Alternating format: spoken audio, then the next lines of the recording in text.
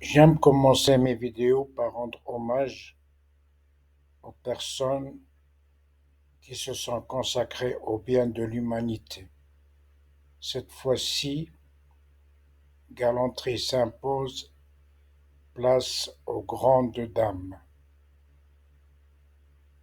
Je dis bien, je m'adresse seulement aux dames à l'incommensurable talent, non pas aux condescendantes hautaines qui, exemptes de talent, ne sont hautes que sur les talons de leurs chaussures.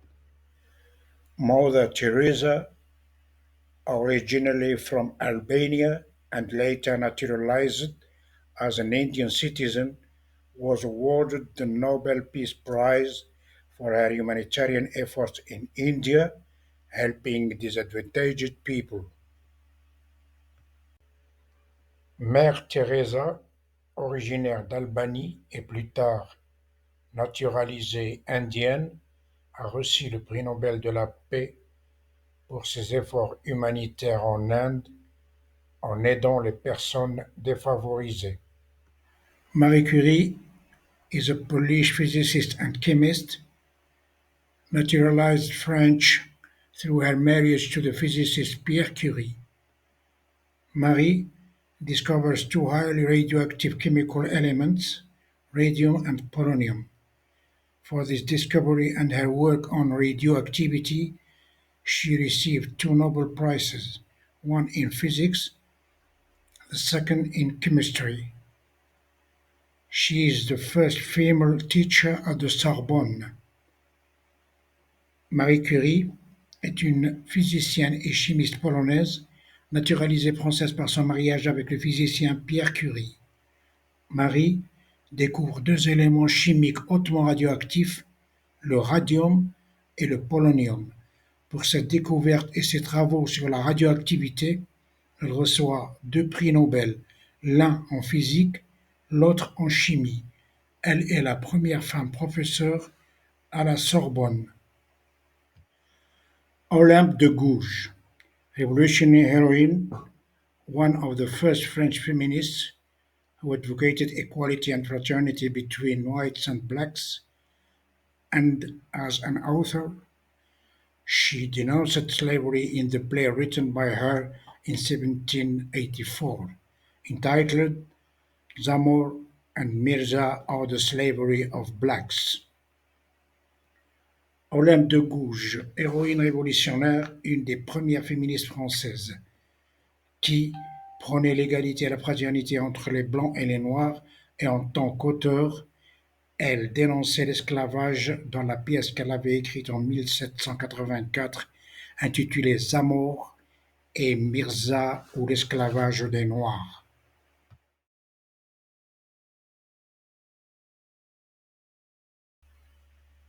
Un peu de révision. Vocabulaire: clever, cunning, sly, intelligent, habile, rusé, malin.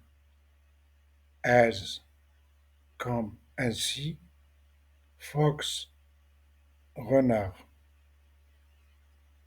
Au singulier, the fox is cunning. Le renard est rusé. Il y a aussi une expression qui dit as cunning as a fox, rusé comme un renard.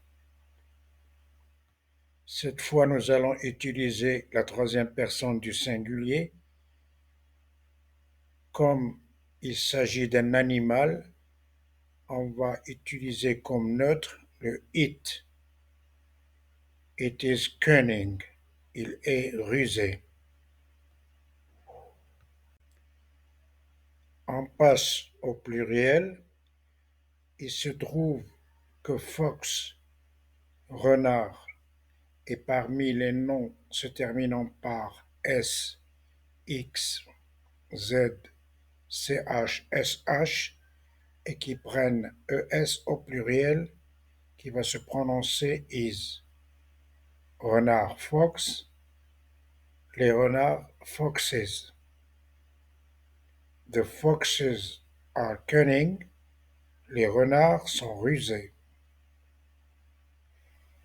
Cette fois, on va utiliser la troisième personne du pluriel, mais comme le pronom neutre it n'a pas de pluriel, à cette troisième personne, les animaux et les choses sont prononcés comme les personnes en utilisant they.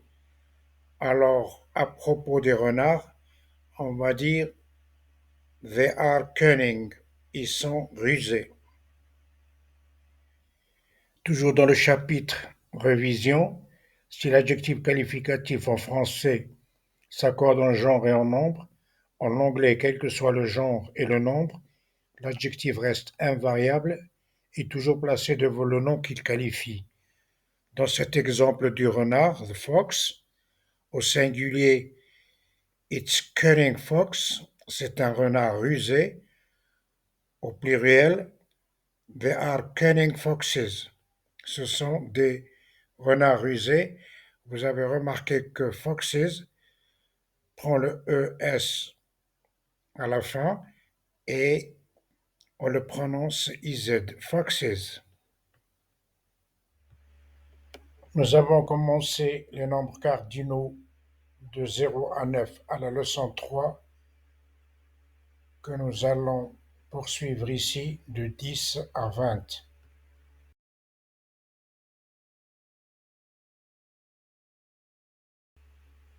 10, 10, 11, 11, 12, 12, de 13 à 19 commence la saga des teens. 13, 13, 14, 14, 15, 15, 16, 16, 17, 17, 18, 18, 19, 19, 20, 20. Juste une remarque à propos des nombres. Les Américains ont tendance à manger le T.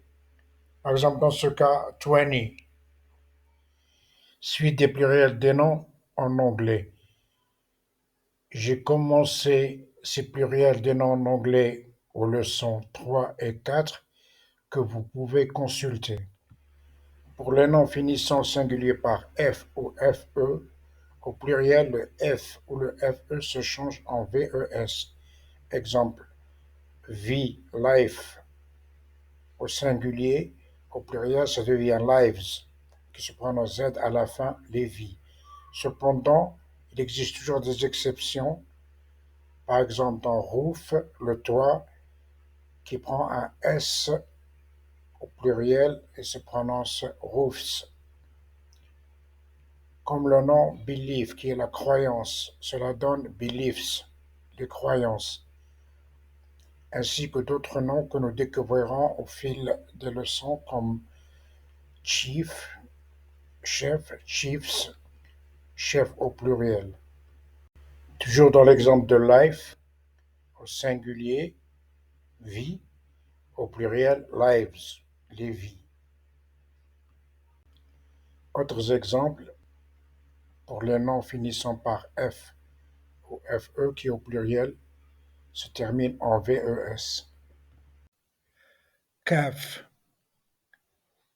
veau au singulier. Calves, veau au pluriel. Pluriel des noms se terminant par O. Sauf les exceptions, les noms finissant au singulier par O forment leur pluriel en ajoutant ES. Tomato ou tomato selon, au singulier c'est tomate. Pluriel de tomate, tomatoes ou tomatoes. Un autre exemple, Pour les noms finissant par O au pluriel, potato, patate. Au pluriel, potatoes, les patates. Des exceptions aux noms finissant par O, auxquels au pluriel on ajoute un S au lieu d'un ES. Exemple, photo, au pluriel photos. Piano, pianos. Des noms qui ne changent pas au pluriel. Certains noms ont la même forme au singulier et au pluriel. Poisson, fish. Brebis, sheep. Cerf, deer. Espèce, species. Sheep, un mouton ou une brebis au singulier. Il reste invariable au pluriel. Sheep, des brebis ou des moutons. Un autre exemple, fish, poisson au singulier. Fish, poisson au pluriel. Nous arrivons enfin aux fameux pluriels irréguliers. Ici, les mots changent sensiblement entre le singulier et le pluriel. Voilà quelques exemples qui ont des pluriels irréguliers. Il faut aussi faire très attention à la prononciation. Femme au singulier, woman, au pluriel, women. Homme, man, men. Enfant, child, children. Pied, foot, feet. Dent, tooth, teeth.